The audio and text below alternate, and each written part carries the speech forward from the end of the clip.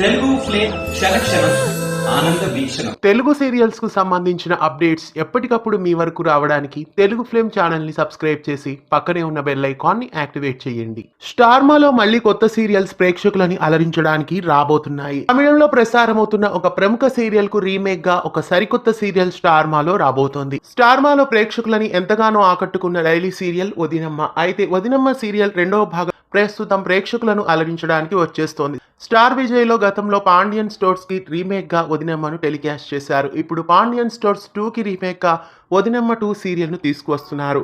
అయితే ఈ సీరియల్లో కూడా ప్రభాకర్ మెయిన్ లీడ్ గా నటిస్తున్నారు.